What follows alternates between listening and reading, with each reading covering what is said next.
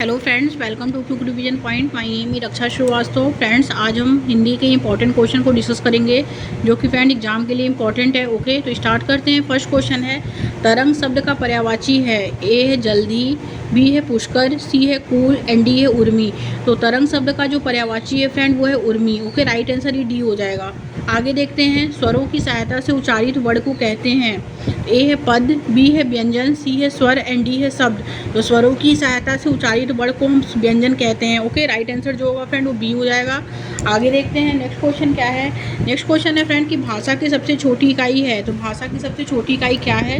तो भाषा की सबसे छोटी इकाई ए है शब्द, बी है व्यंजन, सी है स्वर एंड डी है वर्ड। तो भाषा की सबसे छोटी इकाई जो है वो वर्ड है। ओके, राइट आंसर ही डी। नेक्स्ट क्वेश्चन, वर्णमाला कहते हैं। ए है शब्द के समूह को, बी है वर्डों के संकलन को, एंड सी है शुद्ध गणना को, शब्द गणना को, एंड डी है वर्डों के व्यवस्थित समूह को। ओके, तो वर्णमाला जो कहते हैं फ्रेंड वो वर्डों के व्यवस्थित समूह को हम वर्णमाला कहते हैं। ओके, राइट आंसर ही डी। आगे देखेंगे, हिंदी में मूलतः वर्डों की संख्या कितनी होती है? ए है 50, बी है 51, सी है 52 एंड डी है 53। तो हिंदी में मूलतः वर्डों की संख्या जो होती है फ्रेंड वो होती है 52। ओके, आगे देखते हैं नेक्स्ट क्वेश्चन क्या है। नेक्स्ट क्वेश्चन है, स्थान के आधार पर बताइए कि मूर्धन्य व्यंजन कौन से हैं। ए है ग और घ, बी है ज और झ, सी है ड और ढ एंड डी है प और फ। तो स्थान के आधार पर जो मूर्धन्य व्यंजन है वो है ड और ढ। Okay, right answer is C. Next question, निम्न में से कंठ ध्वनि कौन सी है? तो ए है क और ख, बी है च, बी है य और र एंड सी है च और ज एंड डी है ट और ड, ट और अड़। ओके, तो निम्न में से कंठ ध्वनि कौन सी है? कंठ ध्वनि जो होती है फ्रेंड क ख ग घ अंग होता है। जब क ख ग घ अंग हम बोलते हैं तो कंठ से आवाज़ आता है, तो उसे हम कंठ ध्वनि कहते हैं। Okay, right answer. तो जो कंठ से आवाज़ आता है, जैसे क बोलेंगे तो कंठ से आवाज़ आएगा, ख ग, तो कंठ से आवाज़ जो निकलती है फ्रेंड उसे हम कंठ ध्वनियाँ कहते हैं। Okay, right answer is a हो जाएगा। आगे देखेंगे फ्रेंड, कल कानन कुंडल मोर पंखा उर या वनमाल विराजती है में कौन सा अलंकार है? तो ए है उपमा अलंकार, बी है अनुप्रास अलंकार, सी है यमक अलंकार, डी है अतिशयोक्ति अलंकार। तो वो है फ्रेंड यमक अनुप्रास अलंकार है। Okay, right answer is B. प्रज्ञान वक्षु का अर्थ क्या होता है? तो ए है विद्वान, बी है त्रिबुद्धि, सी है अंधा एंड डी है बड़ी आंखें। ओके, तो प्रज्ञा चक्षु का जो अर्थ होता है फ्रेंड वो होता है विद्वान। ओके, राइट आंसर जो होगा वो बी हो जाएगा, ए हो जाएगा। नेक्स्ट क्वेश्चन देखते हैं फ्रेंड्स। नेक्स्ट क्वेश्चन क्या है, समास का शाब्दिक अर्थ क्या होता है? ए है पद, बी है वाक्य, सी है वर्ड एंड डी है संक्षेप। तो समास का शाब्दिक अर्थ जो होता है फ्रेंड वो संक्षेप होता है। Okay, right answer D. आगे देखेंगे, निम्न में शब्दों में से एक का अर्थ जो है तेल, निम्न में शब्दों में से एक का अर्थ तेल भी है। तो ए है प्रणय, बी है प्रीति, सी है स्नेह एंड डी है अनुराग। राइट आंसर इज सी, स्नेह। ओके, आगे देखते हैं फ्रेंड्स। नेक्स्ट क्वेश्चन क्या है। नेक्स्ट क्वेश्चन है, चंद्रगुप्त किसका नाटक संग्रह है? तो ए है महादेवी वर्मा का, बी है विश्वनाथ प्रसाद तिवारी का, सी है जयशंकर प्रसाद का एंड डी है सुमित्रा नंदन पंत का। तो चंद्रगुप्त जो है फ्रेंड वो जयशंकर प्रसाद का जो है वो नाटक संग्रह है। ओके, राइट आंसर ही सी हो जाएगा। आगे देखते हैं फ्रेंड्स, समास किसका होता है? तो ए है पदों का, बी है वर्डों का, सी है अक्षरों का एंड डी है स्वरों का। तो समास जो होता है फ्रेंड वो वर्डों का होता है। Okay, right answer is B हो जाएगा। नेक्स्ट क्वेश्चन, हथकड़ी में कौन सा समास है? हथकड़ी में कौन सा समास है? तो ए है द्विगु समास, बी है अव्ययीभाव समास, सी है बहुव्रीहि समास एंड डी है तत्पुरुष समास। तो हथकड़ी में जो समास होता है फ्रेंड वो तत्पुरुष समास होता है। ओके, राइट आंसर ही डी हो जाएगा। और द्विगु समास जहाँ यूज होता है, जहाँ संख्या की बात होती है वहाँ हम द्विगु समास का यूज करते हैं। ओके, और बहुव्रीहि समास जो होता है फ्रेंड अगर संख्या में की जहाँ बात होती है वहाँ द्विगु समास भी यूज होता है और बहुव्रीहि समास भी यूज होता है। ओके, अगर द्विगु समास नहीं दिया है तो वहाँ बहुव्रीहि समास का भी हम यूज कर सकते हैं। ओके, तो राइट आंसर जो होगा फ्रेंड वो डी हो जाएगा। नेक्स्ट क्वेश्चन, जिस समास में उत्तर पद प्रधान होता है वहाँ कौन सा समास होता है? तो जिस समास में फ्रेंड उत्तर पद प्रधान होता है वहाँ जो होता है वहाँ जो होता है तत्पुरुष समास होता है। ओके, और द्वंद्व समास जो होता है फ्रेंड जिसमें पूर्व पद और उत्तर पद जो होते हैं दोनों प्रधान होते हैं उसे हम द्वंद्व समास कहते हैं, और उत्तर पद जहाँ प्रधान होता है उसे हम तत्पुरुष समास कहते हैं। ओके, और तो राइट आंसर जो होगा फ्रेंड वो सी हो जाएगा। नेक्स्ट क्वेश्चन, अहंकार का संधि विच्छेद क्या है? ए है अहम प्लस आकार, बी है अहम प्लस कार, सी है अहम प्लस आकार एंड डी है अहम प्लस आकार। तो अहंकार का संधि विच्छेद जो है फ्रेंड वो है अहम प्लस कार। Okay, right answer is B. Next question, उत्साह का विशेषण होता है, उत्साह का जो विशेषण होता है फ्रेंड वो उत्साहित होता है। ओके, राइट आंसर जो होगा बी हो जाएगा। आगे देखते हैं फ्रेंड्स, नेक्स्ट क्वेश्चन क्या है, हिंदी में खड़ी बोली का सर्वप्रथम महाकाव्य के रचनाकार कौन है। तो हिंदी में खड़ी बोली के सर्वप्रथम महाकाव्य के रचनाकार जो हैं, ए है जयशंकर प्रसाद, बी है महादेवी वर्मा, सी है भारतेंदु हरिश्चंद्र एंड डी है अयोध्या सिंह उपाध्याय हरिऔध प्रिय प्रवास। ओके, तो हिंदी में खड़ी बोली का सर्वप्रथम जो महाकाव्य के रचनाकार हैं वो अयोध्या सिंह उपाध्याय हरिऔध हैं। ओके, राइट आंसर जो होगा फ्रेंड वो डी हो जाएगा। आगे देखेंगे किसमें अव्ययी भाव समास है, तो एक और एक, अन्य और जल, गरीब और अमीर, सुख और दुख। तो अव्ययी भाव समास जो है फ्रेंड वो एक और एक में है। Okay, right answer is a. आगे देखेंगे अनिल छत पर अनिल छत पर पंछी को दाना डाल रहा है, वाक्य में कौन सा कारक है। तो कारक जो होते हैं फ्रेंड वो 8 प्रकार के होते हैं। कर्ता ने कर्म को करड़ से संप्रदान के लिए, आपादान अलग के लिए, अधिकरण में पे पर, ओके, और संबोधन हे अरे वो होता है। तो अनिल छत पर पक्षी को दाना डाल रहा है, तो कर्ता ने कर्म को हो जाएगा। ओके, और तो इसमें अगर तो अधिकरण जो होता है पर जो होता है वो अधिकरण कारक पे आता है। ओके, मे पेपर जो है वो अधिकरण कारक में आता है। तो अनिल छत पर पक्षी को दाना डाल रहा है, वाक्य में कौन सा कारक है, तो अधिकरण कारक है। तो राइट आंसर ही डी हो जाएगा। नेक्स्ट क्वेश्चन, पीपर पाद सरिस मंडोला में कौन सा अलंकार है। तो पीपर पाद सरिस मंडोला में जो अलंकार है फ्रेंड, ए है उपमा अलंकार, बी है अनुप्रास अलंकार, सी है यमक अलंकार एंड डी है मानवीकरण अलंकार। तो पीपर पाद सरिस मंडोला में जो अलंकार है फ्रेंड वो है उपमा अलंकार। ओके, तो राइट आंसर जो होगा जब ए, तो वो होगा ए, उपमा अलंकार है। आगे देखते हैं फ्रेंड, निम्न में स्त्रीलिंग शब्द क्या है। तो स्त्रीलिंग शब्द जो है वो है रस्सा, धागा, सूट, डोर। तो राइट आंसर डी हो जाएगा, डोर है। नेक्स्ट क्वेश्चन, इति प्लस आदि इत्यादि में कौन सा संधि है। तो इत्यादि में जो है फ्रेंड अगर कोई भी वर्ड हम आधा अगर यूज जहाँ भी होता है शब्द जो कोई भी आधा यूज होता है तो वहाँ हम यड़ संधि का प्रयोग करते हैं। ओके, कोई भी वर्ड में अगर आधा आ जाए शब्द तो वो वहाँ यड़ संधि ही योग होगी। ओके, तो इत्यादि में जो संधि है फ्रेंड वो कौन सी संधि है, तो यड़ संधि है। ओके, अंतस व्यंजन जो होते हैं फ्रेंड 4 होते हैं, य, र, ल, व। ओके, और उष्म व्यंजन जो होते हैं वो 4 होते हैं, वो भी 4 होते हैं, श, श, श, ह। ओके, ये उष्म व्यंजन होते हैं। आगे देखते हैं फ्रेंड्स, नेक्स्ट क्वेश्चन क्या है। नेक्स्ट क्वेश्चन है फ्रेंड, तल्लीन शब्द का संधि विच्छेद क्या होता है। तल्लीन शब्द का जो संधि विच्छेद होता है, ए है तव प्लस लीन, बी है तत् प्लस लीन, सी है तल प्लस लीन एंड डी है तत् प्लस लीन। तो तल्लीन शब्द का संधि विच्छेद जो होगा फ्रेंड वो तत् प्लस लीन होगा। Okay, right answer is D. Next question, द्वंद्व समास में कौन सा प्रधान होता है। ओके, द्वंद्व समास में कौन सा पद प्रधान होता है। तो द्वंद्व समास में फ्रेंड दोनों पद प्रधान होता है, उत्तर पद भी प्रधान होता है और पूर्व पद भी प्रधान होता है, और उसमें योजक चिन्ह का प्रयोग होता है, उसे हम द्वंद्व समास कहते हैं। ओके, द्वंद्व समास में पूर्व पद और उत्तर पद दोनों प्रधान होता है और योजक चिन्ह बीच में डैश जैसा चिन्ह होता है उसे हम योजक चिन्ह कहते हैं, दोनों का यूज होता है, उसे हम द्वंद्व समास कहते हैं। ओके, तो राइट आंसर ही सी हो जाएगा। आगे देखेंगे वाक जाल का संधि विच्छेद क्या है। ए है वाक प्लस जाल, बी है वाक प्लस जाल, सी है वाक प्लस जाल एंड डी है वाक प्लस जाल। तो वाक जाल का संधि विच्छेद जो होता है फ्रेंड वो होता है वाक प्लस जाल। Right answer is a. आगे देखेंगे खिलाड़ी बड़ी दूर से खेलने आते हैं, इस वाक्य में कौन सा कारक है। ए है संबंध कारक, बी है कर्म कारक, सी है करण कारक, सी है अपदान कारक। तो खिलाड़ी बहुत दूर से खेलने आते हैं, इस वाक्य में जो कारक है फ्रेंड वो है अपदान कारक। ओके, राइट आंसर जो होगा वो डी हो जाएगा। नेक्स्ट क्वेश्चन, निम्न में देशज शब्द कौन सा है। ए है अग्नि, बी है मयूर, सी है तेंदुआ एंड डी है सूरज। तो देशज शब्द जो है फ्रेंड वो तेंदुआ है। तेंदुआ क्या है, वो देशज शब्द है। ओके, राइट आंसर सी हो जाएगा। आगे देखते हैं फ्रेंड्स, नेक्स्ट क्वेश्चन क्या है। नेक्स्ट क्वेश्चन है फ्रेंड, वे शब्द जिनकी व्युत्पत्ति का स्रोत ज्ञात नहीं हो पाता है क्या कहलाते हैं। ए है संकर शब्द, बी है देशज शब्द, सी है अनुकरणात्मक शब्द एंड डी है प्राकृतिक शब्द।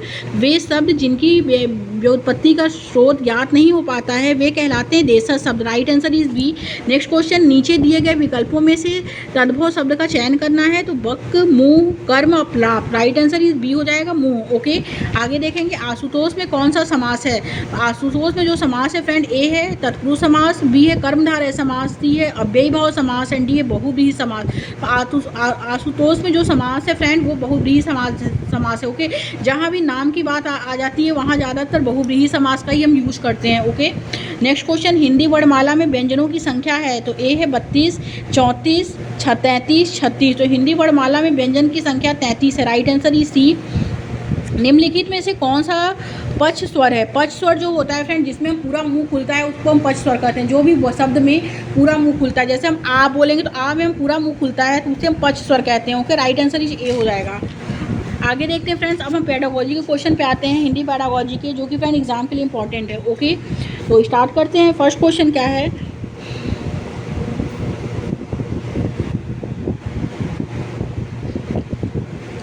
फर्स्ट क्वेश्चन है फ्रेंड कि जगत शब्द है, जगत शब्द क्या है, तो वो है फ्रेंड्स ए है शब्द युग में है, बी है विशेषण शब्द है, सी है समानार्थी शब्द है, डी है अनेकार्थी शब्द है। तो जगत शब्द जो है फ्रेंड वो अनेकार्थी शब्द है, राइट आंसर ये डी। आगे देखेंगे, बच्चे सामाजिक अंतक्रिया के माध्यम से भाषा अर्जित करते हैं, इस विचार का प्रतिपादन किसके द्वारा किया गया है।